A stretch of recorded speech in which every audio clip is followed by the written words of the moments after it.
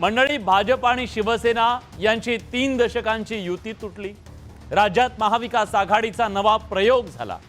दोघांमधलं वितुष्ट अगदी शिगेला पोहोचलं। एका शिवसेनेच्या 2 शिवसेना झाल्या, दरी आणखी रुंदावली। एकतर तू राहशील किंवा मी राहीन इथपर्यंत ते पोहोचलं।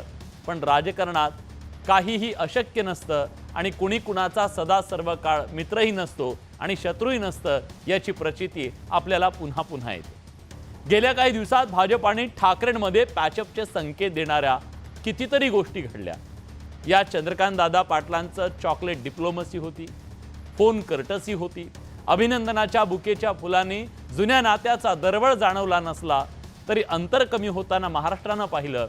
ज्या सामनाच्या तिखट शब्दांनी भाजपला कितीतरी घाव केले, त्या सामनातून आज स्तुती सुमनं उधळली गेली। एवढं सगळं झाल्यावर चर्चा तर होणारच, 2 जुने मित्र एकत्र येणार का?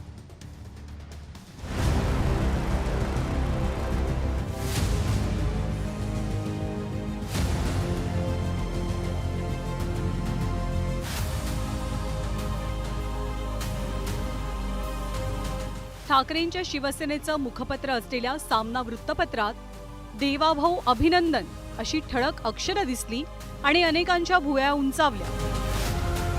सामनातनं देवेंद्र फडणवीसांवरती या स्तुती सुमनांचा वर्षाव होण्याचं कारण होतं मुख्यमंत्र्यांचा गडचिरोली दौरा। खरं तर राजकीय दुराव्यामुळे नेहमीच देवेंद्र फडणवीस शिवसेना उद्धव बाळासाहेब ठाकरे पक्षाच्या निशाण्यावर राहिले। पण शुक्रवारच्या सामन्यातल्या दिल खोल के स्तुतीमागे काय कारण होती याची कुजबूज रंगली। आता स्वतः संजय राऊतांनीच या पाठीमागची भूमिका स्पष्ट केली आहे। मुख्यमंत्री देवेंद्र फडणवीस यांचं कौतुक केलं का करू नये? जमशेदपूर नंतर जर गडचिरोली पोला सिटी जर बनवणार असतील आणि तिकडल्या बेरोजगारांच्या हाताला काम मिळून नक्षलवाद दूर होणार असेल तर ते राज्याच्या हिताचं आहे। मी असं पाहिलं की देवेंद्र फडणवीस यांच्यासमोर 10 खतरनाक नक्षलवाद्यांनी आत्मसमर्पण केलं। त्यांनी शस्त्र हाती ठेवलं आणि संविधान हाती घेतलं। याचं प्रत्येक मराठी माणसाला आणि भारतीयाला याचं कौतुक वाटलं पाहिजे। आजच्या सामनाच्या अग्ररेखात नेमकं काय म्हटलं तर नक्षलवाद्यांचा जिल्हा याऐवजी गडचिरोलीला पोलाद सिटी ही नवी ओळख राज्याचे विद्यमान मुख्यमंत्री मिळवून देणार असतील तर त्यांचं स्वागत करायलाच हवं। गडचिरोली महाराष्ट्राचा शेवटचा नाही तर पहिला जिल्हा म्हणून ओळखला जावा यासाठी फडणवीस प्रयत्न करणार आहेत। ते चुकीचं नाही।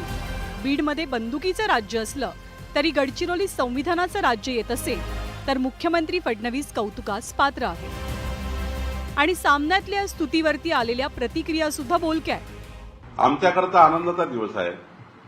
देवेंद्र फडणवीसजीच्या सरकारकरता आमच्याकरता अनेक दिवसापासून आम्ही वाट बघत होतो की सामना कधीतरी चांगला लिहिल।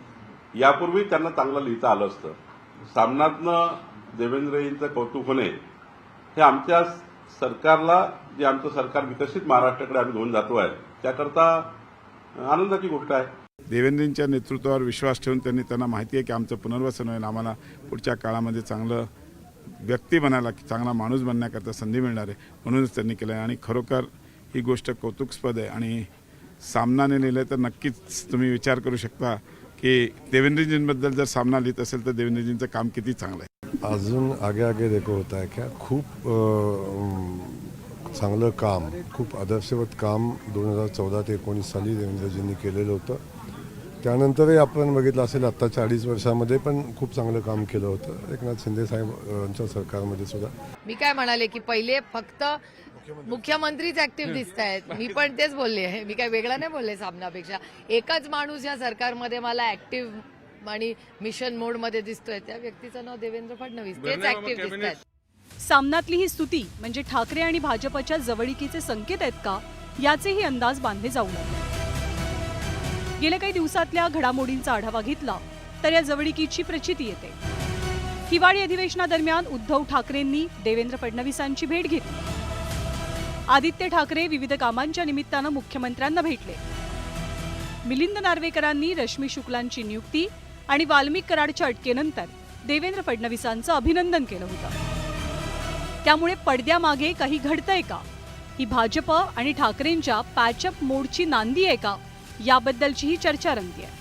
नेहमीच लोकशाही व्यवस्थेमध्ये आपल्याला नेहमीच ऐकायला येतं की जेव्हा जेव्हा निवडणुका होतात तेव्हा विरोधी पक्ष हा सरकारला रचनात्मक सहयोग देऊ असं आश्वासन देतो आणि बहुधा त्याच भावनेतून शिवसेनेने ही भूमिका घेतलेली दिसते आणि यामागे राजकारण नाही असं म्हणणं कठीण आहे. गेल्या काही दिवसातल्या घडामोडी पहा. याआधी 6 डिसेंबर 2024ला मुख्यमंत्री पदाची शपथ घेतल्यानंतर देवेंद्र फडणवीसांचं सामनाच्या अग्रलेखातनं कौतुक केलं गेलं. तर एप्रिल 2023 साली नागपुरात कॅन्सर इन्स्टिट्यूट सुरू झाल्यानंतर सामनातनं फडणवीसांवर कौतुकाचा वर्षाव झालेला. गेल्या काही वर्षात शिवसेना आणि भाजपत दुरावा आलेला असला तरी त्यांची नैसर्गिक मैत्री नाकारता येणार नाही. महाराष्ट्राचं बदलतं राजकारण आणि केंद्रात ताकद वाढवण्यासाठी भाजपचे प्रयत्न सुरू आहेत. ठाकरेंची शिवसेना भाजपसोबत आल्यास लोकसभेत भाजपला 9 खासदारांचं अधिकचं बळ मिळणार आहे. नितीश कुमार आणि चंद्राबाबू नायडूंच्या टेकूपेक्षा भाजपचा हा जुना मित्र कधीही राजकीय फायद्याचा ठरू शकतो. यामुळे आगामी काळात जुने मित्र पुन्हा एकत्र येतील का याची उत्सुकता असेल. Bureau report, news 18 Lokmat. आणि यातून काही मूलभूत सवाल